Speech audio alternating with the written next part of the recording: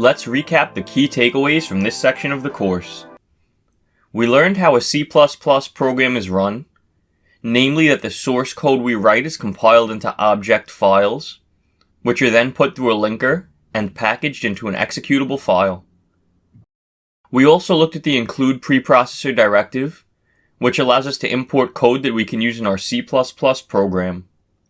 The main function is the entry point when running a C++ program, and it is important to understand that you have to have a main function in your program so that the code knows where to start executing.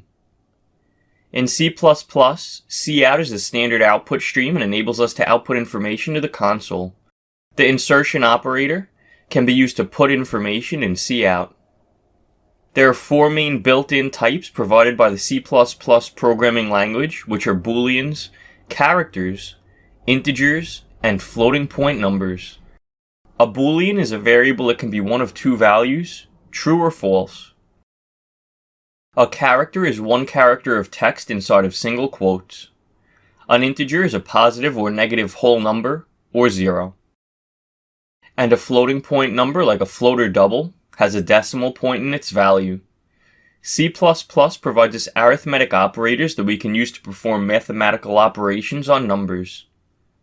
When using these operators, it is important to understand the order of their evaluation. Comparison operators allow us to compare 2 values. A constant is a variable marked with the const keyword, and the value of a constant cannot be changed at any point in the program. Strings are text inside of double quotes. We can work with strings in C++ by including the string header file at the top of the program. Indexing is when we refer to a character in a string by its position, or index. Slicing a string into a substring is when we take a sequence of characters from that string by specifying a start and end position within the bounds of the string.